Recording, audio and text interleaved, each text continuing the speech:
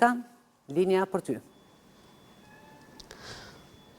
Po pra ndodhemi këto në spitalin e Ferizajt, ku siç është raportuar kohë më parë, një nxënës është rrëzuar në tokë gjatë lëndës së edukatës fizike pa shenja jete. Detaje për gjendjen e tij do të na jap doktori në këtë spital, Avdet Tahiri, për gjendjen e nxënësit. Atëherë doktor, cila gjendja e nxënësit që është sjell në spital? Nxënësi është sjell pa shenja jete, nuk ka pa frymërie, pa puls, pa tension.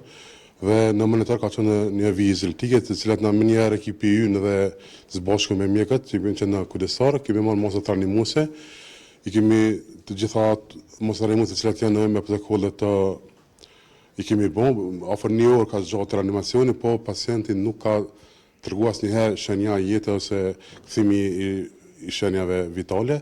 Pas një ore është bën edhe EKG-ja dhe ku konfirmuan vdekja e pacientit. Sipas EKG-s, cilat janë shkaqet e vdekjes?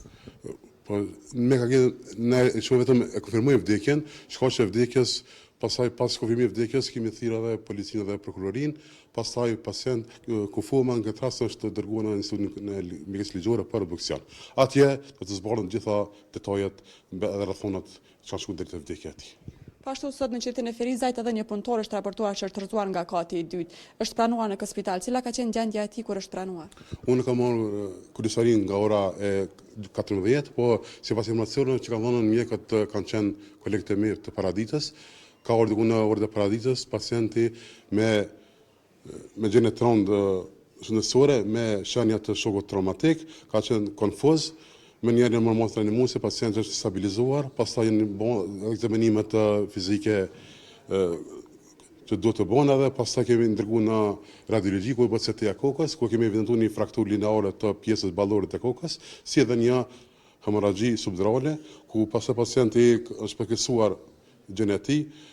Kolegët e mi kanë bërë intubimin e pacientit, stabilizimin e tij dhe me autoambulancë kemi transportuar në qendrën klinike vizitare të Prishtinës në sistem emergjente, ku ka në moment nga arritjes së tij, pasi ka qenë stabil me shenja vitale stabile dhe pastaj është dorëzuar në ekipin aty në emergjent. Faleminderit për kohën. Lutem. Kur jemi tek lëndimet në vendin e punës, vlen theksoj se Inspektorati Qendror i Punës ditëve të fundit tashmë edhe zyrtarisht po del në terren për të inspektuar vendpunishtet për të parë nga afër situatën dhe kushtet në të cilat punojnë punëtorët në këtë sektor. Tonika, të falenderojmë për këtë paraqitje.